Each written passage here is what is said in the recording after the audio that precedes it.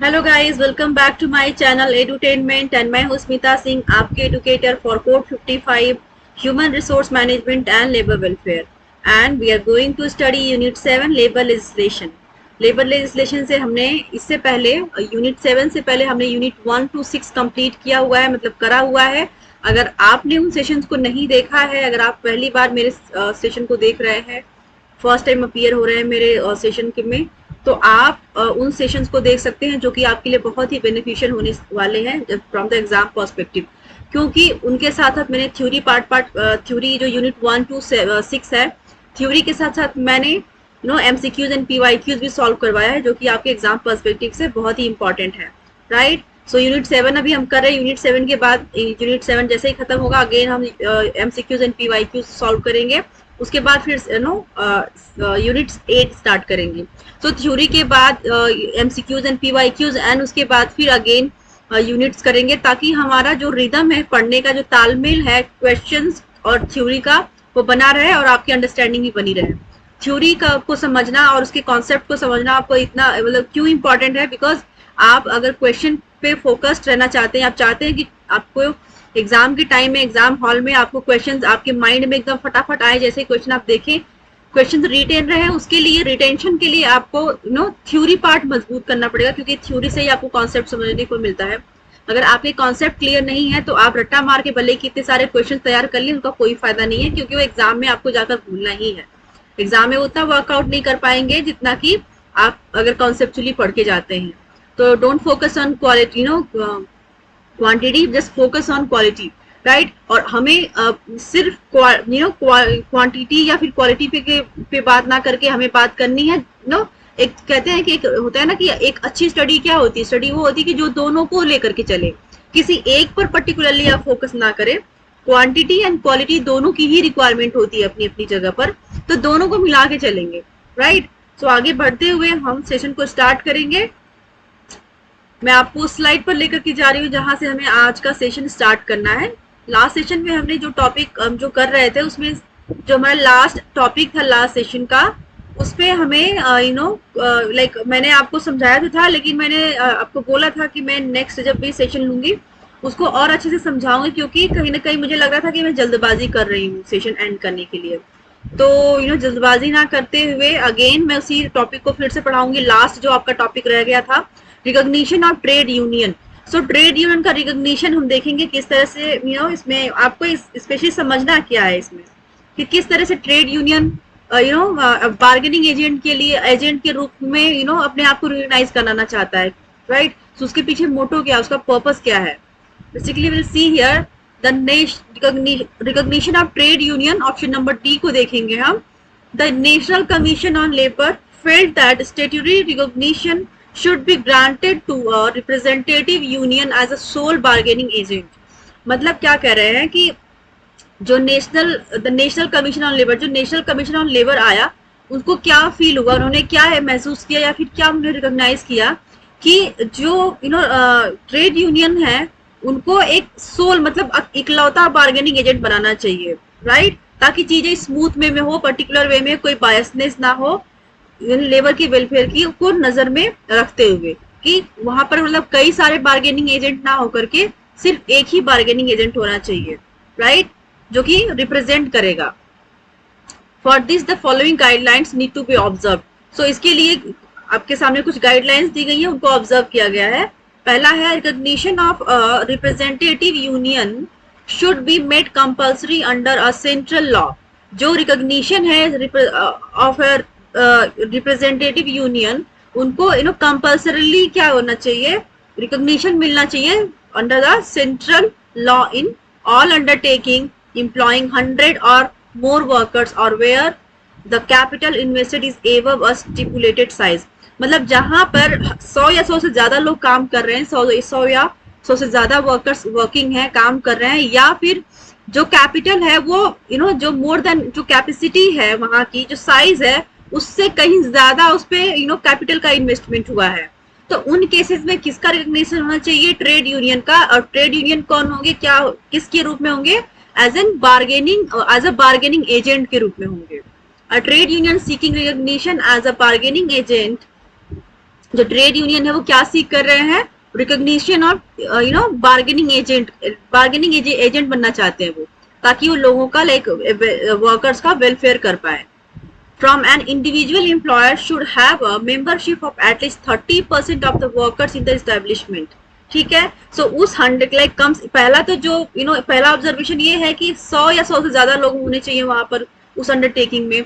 और दूसरा क्या कंडीशन है कि वहां पर जो 100 लोग हैं, 100 में से मतलब यहाँ पे बोला गया कि 30% of workers in the establishment, मतलब उनकी मेजोरिटी होनी चाहिए, लोग 30% लोग का वोटिंग होनी चाहिए कि हमें यही बार्गेनिंग एजेंट चाहिए, यही पर्सन चाहिए, मतलब यही टीम चाहिए, यही ग्रुप चाहिए यू कैन से। तो उसमें क्या होगा कि एटलीस्ट 30% आपको एक वोटिंग मिलनी चाहिए एज एन बार्गेनिंग एजेंट। 30% मतलब 100 में से 30 लोग का आपके साथ होना जरूरी है अगर आप बार्गेनिंग एजेंट के लिए जाना चाहते हैं, राइट। जस्ट अ सेकंड, या the minimum membership should be 25%, maximum आपका 30% तो होना ही चाहिए।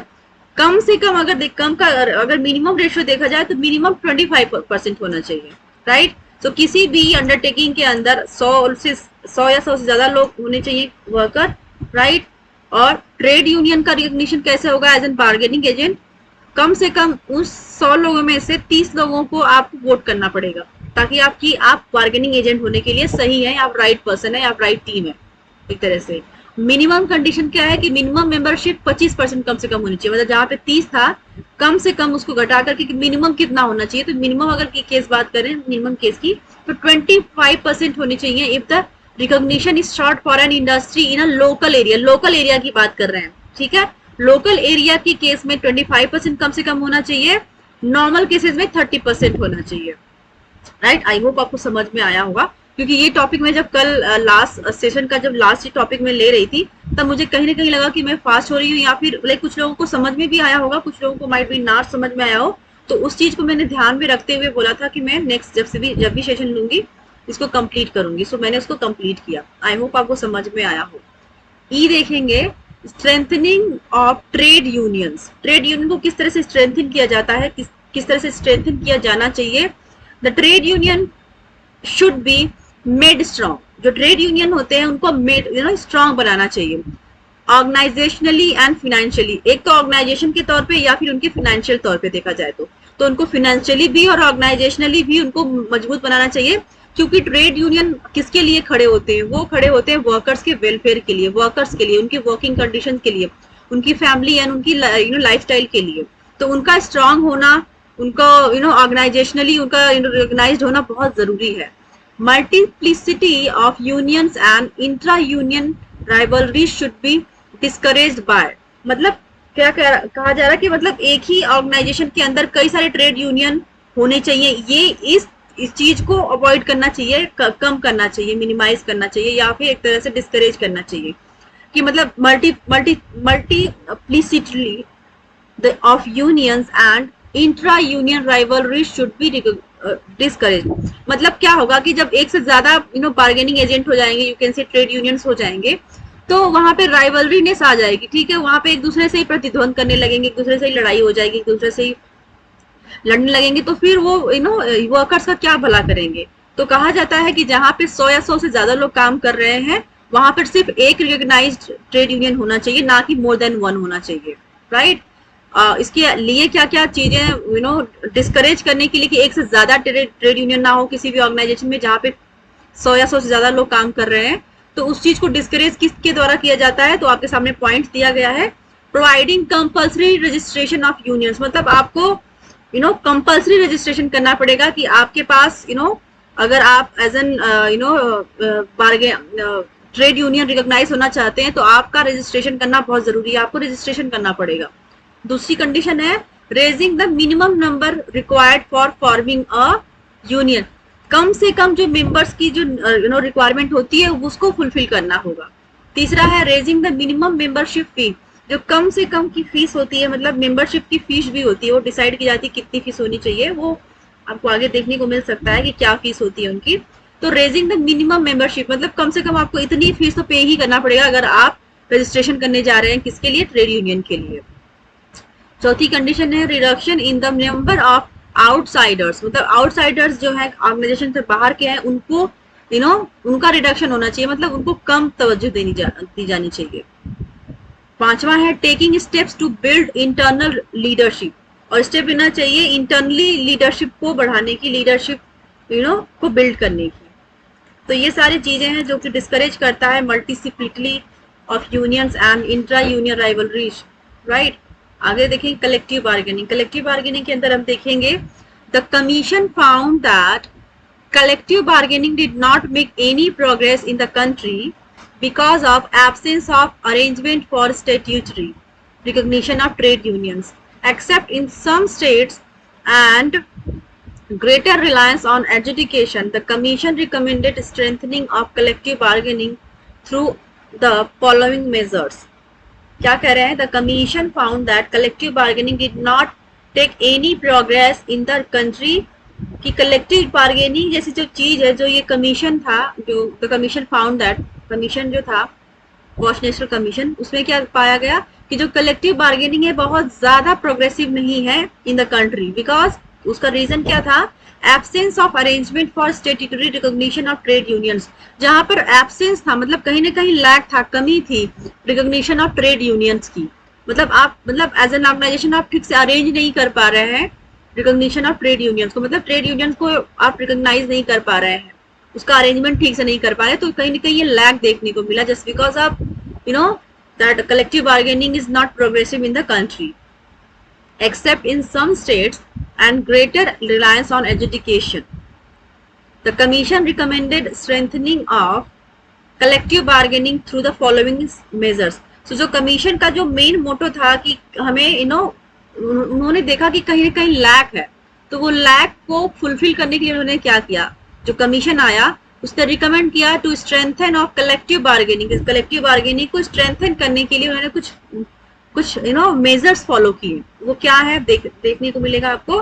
ऑप्शन नंबर 1 देखेंगे, in order to enable employees to effectively participate in the process of collective bargaining they should be well organised and trade unions must become strong and stable. सो कह रहे हैं कि अगर order to enable employees effectively participate in the process of collective bargaining, अगर commission का क्या recommendation था कि अगर एम्प्लॉइज को as a collective bargaining process में अगर एम्प्लॉइज को इफेक्टिवली पार्टिसिपेट करना है तो सबसे पहले उनको वेल ऑर्गेनाइज्ड होना पड़ेगा, and trade unions must become strong, और ट्रेड यूनियन जो है ऑर्गेनाइजेशन के अंदर उनका स्टेबल एंड स्ट्रॉन्ग होना बहुत जरूरी है, और एम्प्लॉइज का वेल ऑर्गेनाइज्ड होना बहुत जरूरी है अगर वो पार्टिसिपेट करना चाहते हैं in the process of collective bargaining. This is how commission has recommended to strengthen of collective bargaining. दूसरा है to facilitate collective bargaining there should be compulsory recognition of a unions as sole representative for the purpose of bargaining with the management. तो क्या कह रहे हैं कि जो to facilitate collective bargaining, अगर कलेक्टिव बार्गेनिंग को फैसिलिटेट करना है तो वहां पर compulsory recognition of trade union, मतलब जो ट्रेड यूनियन है ऑर्गेनाइजेशन के अंदर उनका कंपल्सरी रिकॉग्निशन होना चाहिए एज अ सोल रिप्रेजेंटेटिव। ऐसा नहीं कि एक से ज्यादा वहां पे ट्रेड यूनियन आ जाए तो वहां पे क्या होगा कि फिर वो आपस में ही कॉन्फ्लिक्ट क्रिएट करने लगेंगे, राइवलरीनेस आ जाएगी, वहां पे वो प्रतिद्वंदिता आ जाएगी। तो वो डिस्प्यूट को या फिर किसी भी प्रॉब्लम को सॉल्व करने के बजाय या फिर लेबर के वेलफेयर के बारे में सोचने के बजाय वो खुद में ही वो उलझे रहेंगे, खुद से ही परेशान रहेंगे, खुद से ही लड़ाई करते रहेंगे। तो बेटर है कि किसी भी रिकॉग्नाइज्ड यूनियन के ऑर्गेनाइजेशन में कलेक्टिव बार्गेनिंग को फैसिलिटेट करने के लिए कम से कम एक रिकॉग्नाइज्ड यूनियन होना चाहिए और वो एक सोल रिप्रेजेंटेटिव होना चाहिए for the purpose of bargaining with the management से बार्गेन करने के लिए एक सोल रिप्रेजेंटेटिव होना चाहिए as a union, as a trade union. Grievance procedure देखेंगे।